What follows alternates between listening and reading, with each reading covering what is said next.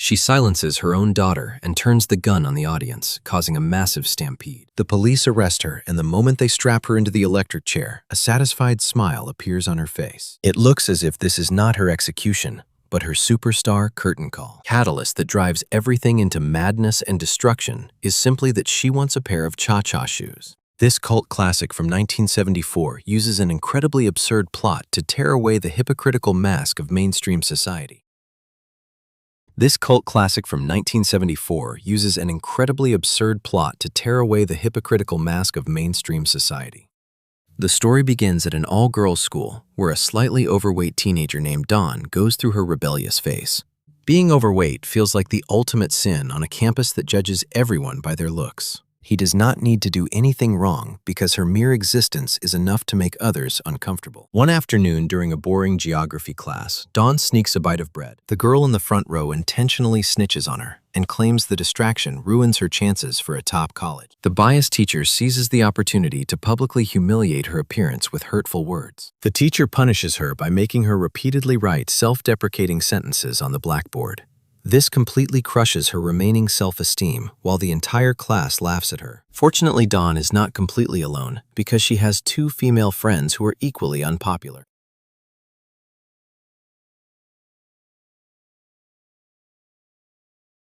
Christmas is fast approaching. This is a magical holiday for any teenage girl. Dawn hopes to receive a pair of stylish cha-cha shoes for the occasion. This is not about material vanity, but rather the humble wish of a marginalized teenage girl who just wants to look prettier, feel more confident, and fit in with her peers. However, her excitement vanishes when she opens the gift, only to find a pair of ugly, cheap shoes. What are these? Those are your new shoes, Dawn.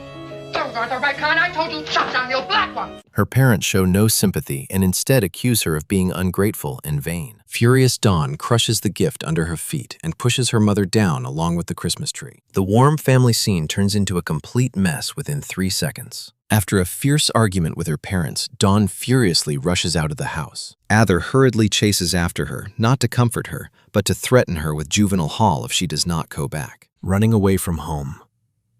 Dawn walks alone on the freezing streets filled with despair and helplessness. She never expects that a cruel twist of fate is waiting for her ahead. A beat-up car stops beside her. The unsettling driver, Earl, pretends to kindly offer her a ride, but instead traps the innocent teenage girl in a deserted suburb, subjecting her to a terrifying ordeal. 1 month later, Dawn is terrified to discover that she is pregnant. She humbly contacts Earl, hoping he will take basic responsibility. But all she gets is ruthless blame-shifting and insults. You'll never get any money from me, Cal. Just because you got them big udders don't mean you're something special. Get the hook.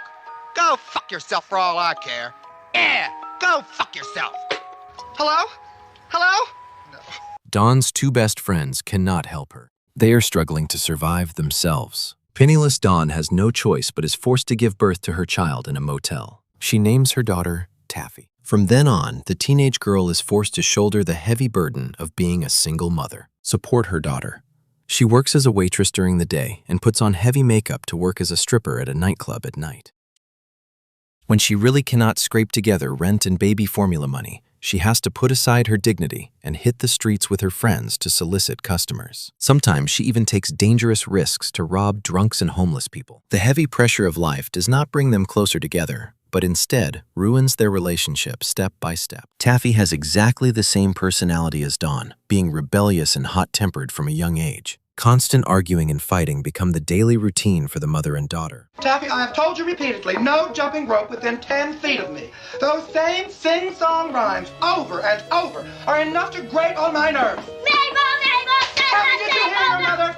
Do you want another whipping with that car, Ariel? It's right in that closet, don't forget. Maybe I'll stop it and maybe I won't. Why can't I go to school? Why can't I have friends? You can't go to school because I said so.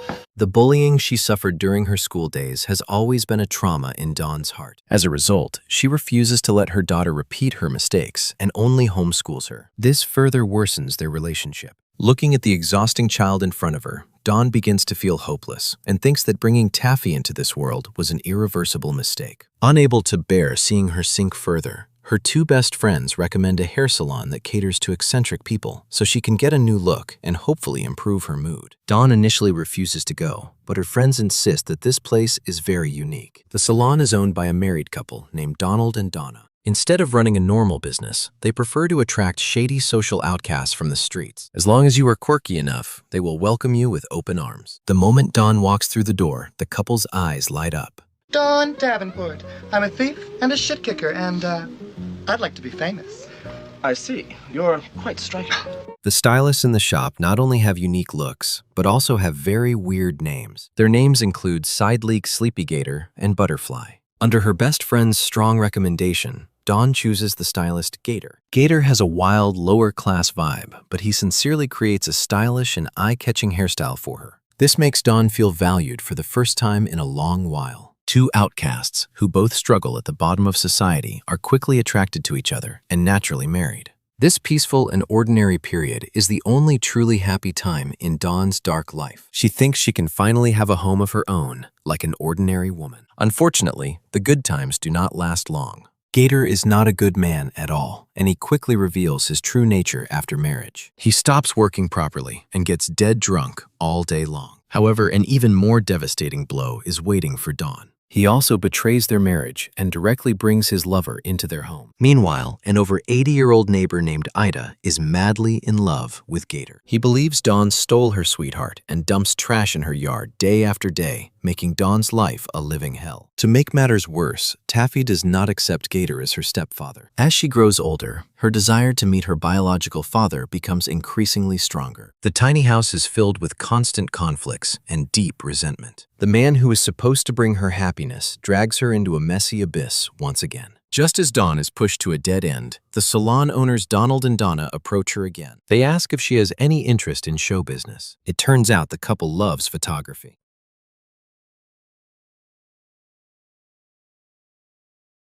Beneath their decent appearance hides an extremely twisted obsession, because they firmly believe that crime is the ultimate art in the world.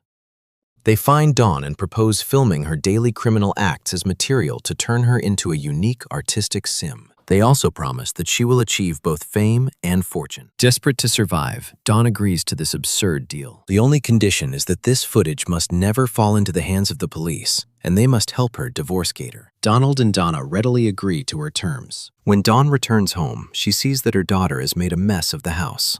Again. The troublesome Taffy directs and acts out a car crash game, leaving ketchup and broken glass everywhere. Dawn turns green with anger. However, because she is in a rush to prepare dinner for Donald and Donna, she does not scold her too much. She simply tells Taffy to change into decent clothes, behave well, and not embarrass her. Before dinner starts, the resentful Gator comes over to settle the score with Dawn right before he leaves. Oh, that has so many hard feelings. I brought you a little present to remember me by. Yeah, what is it?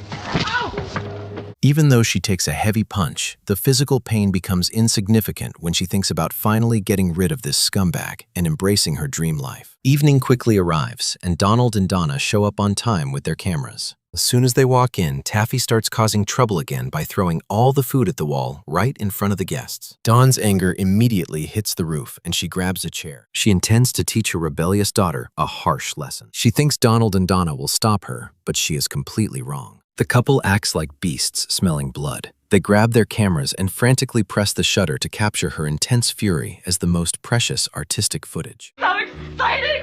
Just think of all the little horror stories that go on in other people's lives. The dinner party is a huge success. Before Dawn can even react, Mrs. Ida suddenly rushes into the room. She blames Dawn for driving Gator away and mercilessly splashes a bottle of concentrated sulfuric acid onto her face. An excruciating pain instantly sweeps through her entire body as Dawn struggles in agony. However, the only thing she hears is the excited clicking of Donald and Donna's cameras. When she wakes up in the hospital, the twisted and hideous face in the mirror confirms that she is completely disfigured. But the twisted couple is absolutely ecstatic, and they stop Dawn from getting plastic surgery. Hay claimed that her heavily scarred face is a unique symbol representing a flawed beauty that no one else can imitate. The couple continuously manipulates Dawn by promising that if she embraces this new face, they will immediately launch her show business career and turn her into a massive superstar. Dawn is completely swayed by their sweet talk. Her original despair is slowly replaced by a faint sense of hope. Little does she know, she is stepping right into the trap carefully woven by Donald and Donna. After she is discharged from the hospital, the couple builds an exclusive studio for Dawn. To satisfy their need for more thrilling footage,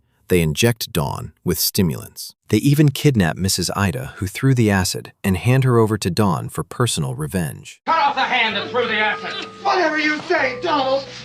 I don't know that I'm going to chop off your scrawny little paw. Under the gaze of the camera lens, Dawn raises an axe and chops off Ida's arm. At that moment, the thrill brought by violence intertwines with the vanity of being the center of attention, making her completely surrender to the darkness. Donald and Donna constantly use money and fame to lure her into crossing the line. In this carnival disguised as art, Dawn loses her conscience step by step and turns into a criminal machine controlled by fame and fortune. The couple starts using their resources to package Dawn, turn her early experiences of being bullied and her struggles at the bottom of society into an inspiring story of fighting against fate. They mold her into a trendy, anti-mainstream idol and a superstar who rises from the bottom. The outcast who was once despised by everyone is chased by the media overnight and worshipped by the public. Dawn gets completely carried away and starts to believe she is truly a star.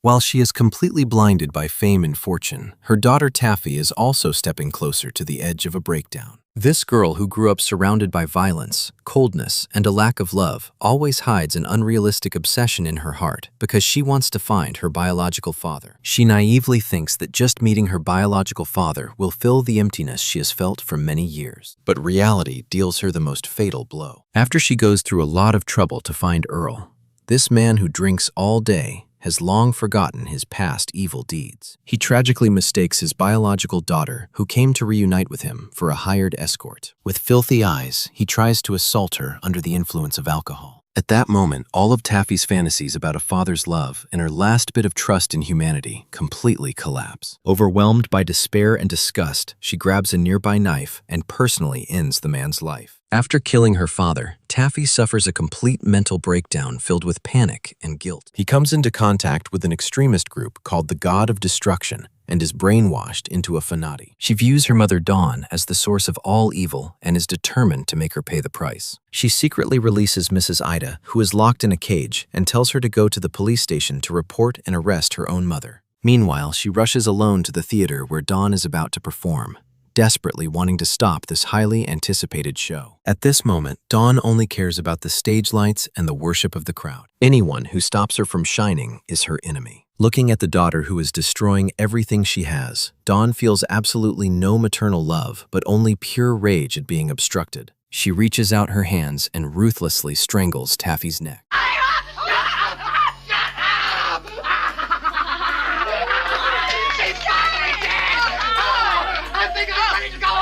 Taffy's body slumps to the floor like a bag of trash. Dawn does not even give her a second glance. She changes into a dazzling, bizarre costume and strides confidently toward the stage. The spotlight hits her disfigured face as thunderous applause erupts. The audience below the stage has no idea what just happened, and no one cares. She flips frantically on a giant trampoline, delivering the most shocking performance of her artistic career. When the performance reaches its climax, Dawn walks to the very front of the stage, picks up the microphone, and shamelessly brags about her crimes of robbery, extortion, assault, and murder. With every crime she lists, the applause from the audience grows more enthusiastic, as if this is not a confession, but a brilliant stand-up comedy show. At the end, she arrogantly shouts that she will make the whole world remember her name forever. As soon as she finishes speaking, she raises a handgun without any warning and unleashes chaos upon the audience that is going crazy for her. Gunshots ring out and screams replace the applause as the men and women who were cheering a second ago instantly scatter and flee like a frightened herd. People trample over each other while cries and screams blend together into a massive stampede.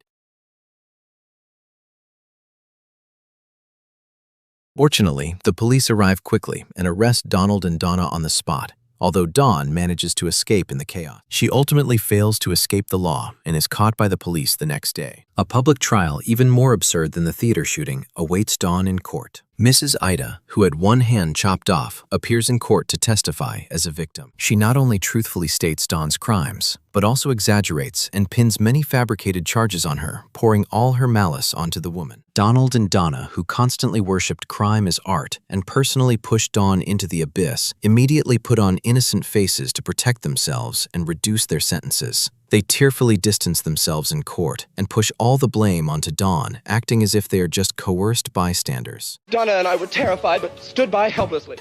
The fighting continued, and Dawn strangled her daughter to death right in front of us. What happened then? She ran on stage to begin her so-called act, a pitiful display based solely on how disgusting she could be. These false accusations and betrayals, Dawn does not say a single word to defend herself, from beginning to end.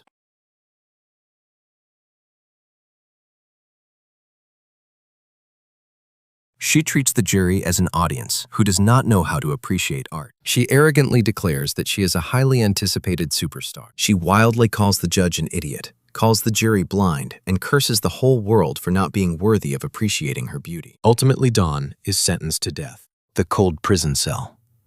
Dawn has her head shaved, but she still does not forget to leave autographs for the inmate who come to say goodbye. Before her execution, she even dances the routine that once brought her brief happiness. Even when strapped to the electric chair that symbolizes the end, she still wears a satisfied and paranoid smile, as if this is not death, but the grandest curtain call of her life. Without all of you, my career could never have gotten this far. It is you that I'm murdered for, and it is you that I must die for. The switch is pulled, and with a flash of fire, Dawn's life, along with her incredibly absurd superstar dream, freezes forever at this moment. The movie Female Trouble is not just a simple story about crime and depravity, because it is an ice-cold knife that ruthlessly slices open the most hypocritical core of mainstream society. When Dawn longs to be treated kindly, everyone ostracizes and hurts her, but when she becomes completely unrecognizable, when she is pushed to a dead end, people suddenly flock to her, enjoying the thrill of voyeurism while standing on the moral high ground to judge her madness. When suffering can be consumed, when marginalized people can be treated as entertainment, and when apathy packaged as justice, every one of us could be a silent accomplice in this absurd tragedy. Dawn completes her rebellion in the most extreme way. Since she cannot live decently, she decides to be remembered by the world in the ugliest way possible. See you next time.